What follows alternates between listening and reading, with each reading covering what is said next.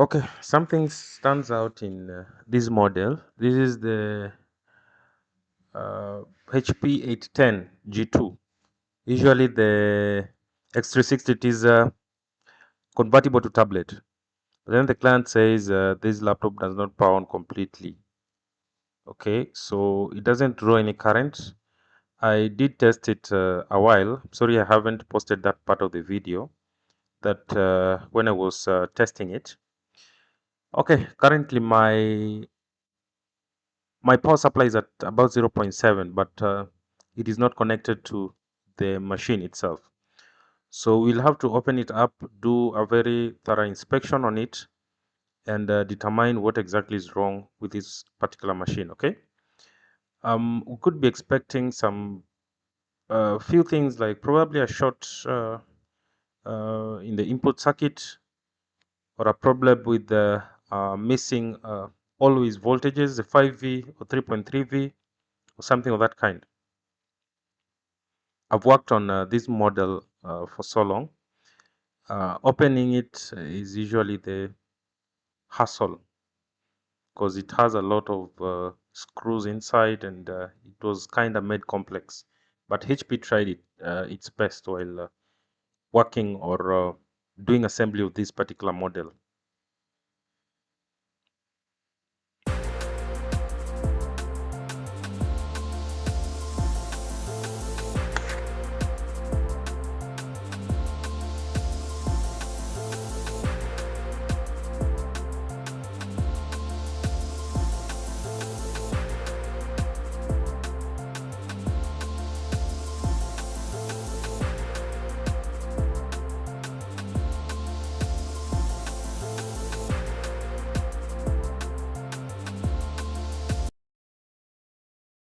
So the motherboard is out, and we'll have to go through the microscope, do some thorough a visual inspection.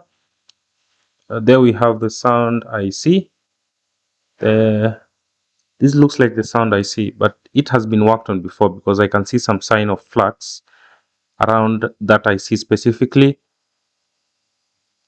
Yeah, probably it has been worked on. High chances it has been really worked on, but it's okay. We can check it out and see. We are looking for the charging IC. There we have the BQ chip. I can't really read the part number well,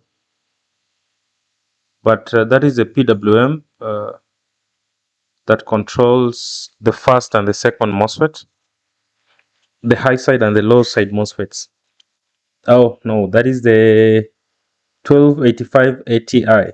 I couldn't read it well, so that is why I had to apply some cleaning. So we are looking for the BQ. That is not the BQ chip. That is not the BQ chip. That is not the BQ chip. That looks like some other power management chip. You can see some signs of heat. Again, these MOSFETs looks like they've been worked on before. BQ736. I think we have it here. Let's clean it a bit for easy visibility. There we have it, the BQ736. BQ736 Ti. So this is the PWM chip that does control all those input MOSFETs. We have the the gates of the first two input MOSFETs are being controlled by that. So usually the first thing that we do is to check for a short in the main power rail before you plug in anything. Before you plug in, make sure there is no short on all the coils. Coils are usually situated in the output of every power management chip. When you're having a 3.3 power supply, we're expecting to have a coil that controls, or a coil as an output for steady voltage flow output of the power supply. Okay, let's check for this MOSFET. We have no short in the in the output or in the input of that MOSFET. No short, no short. You actually have no short. Those are the first two MOSFETs.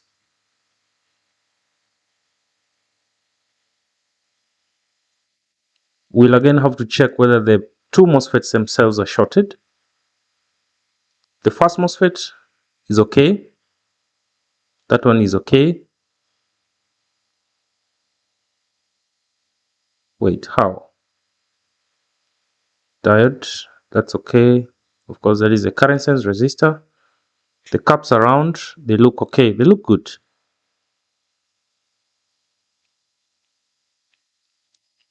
Why? Why do we have a missing output? We have a missing output of 19 volts.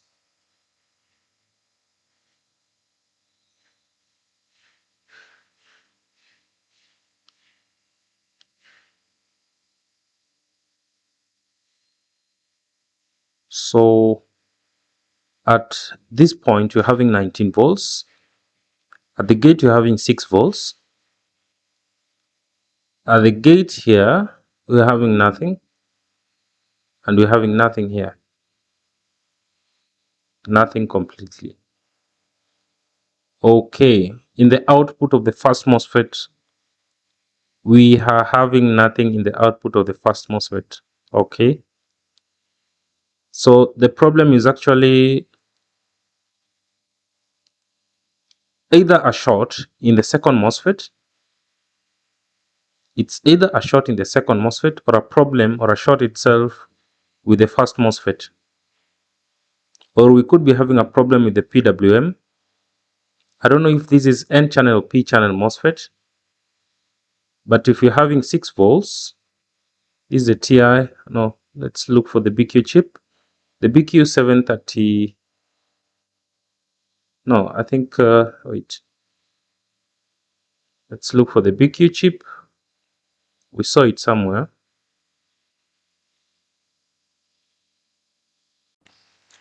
We'll have a trick of shorting the first MOSFET and see if the machine is coming on.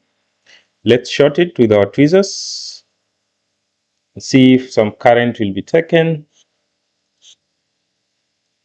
This is just a trick to trick the laptop, and the machine comes on actually.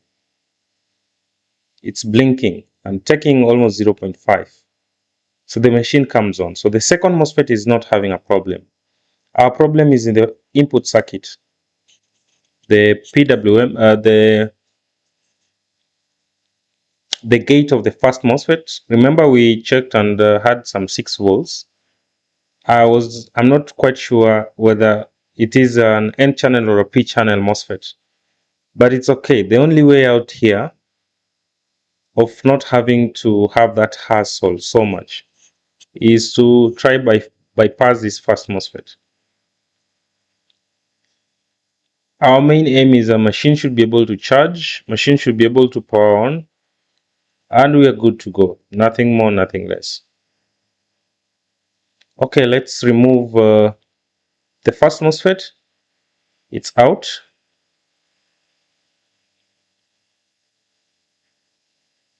I'll do a quick bypass of these MOSFETs, of this first MOSFET,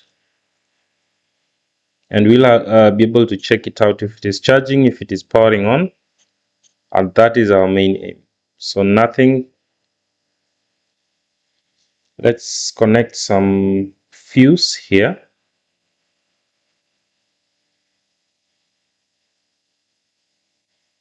Remember, we are dealing with 19 volts, so we're looking for, just to avoid the cable from getting too much hot. So that is well connected. That's a nice fuse, a good fuse. Let's disconnect the gate again. So from there, then we can check if the laptop is coming on or not.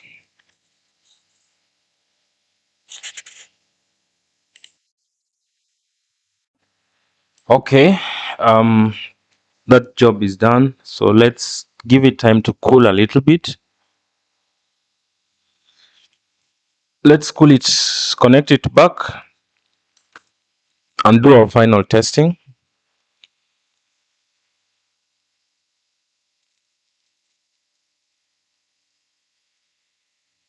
Connecting it is some big hassle again, but just for purposes of doing our final testing, we'll not have to connect every single thing. Okay,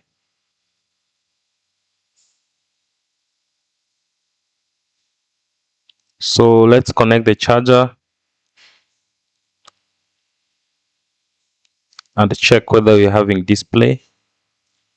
This specific model has an inbuilt onboard RAM, random access memory, so we don't have to connect the external RAM. Okay, then we put away all those antennas that might short the board. We connect it.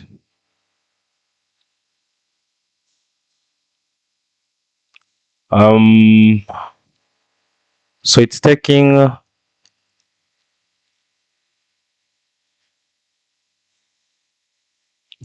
a pre-charge current of 0.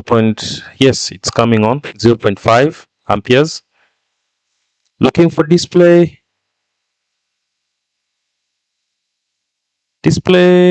There we have the display. So the machine is actually coming on. That was just a problem with the input circuit. I did test it later. The machine was actually charging, so it is possible just by bypassing the first MOSFET, the machine will still behave normally. Okay, but not in all the models. So this is just one of the specific models that actually work. So it was charging well and having a display well. I did a thorough testing for it before the client actually came for it. So see you in the next video, and have a nice time.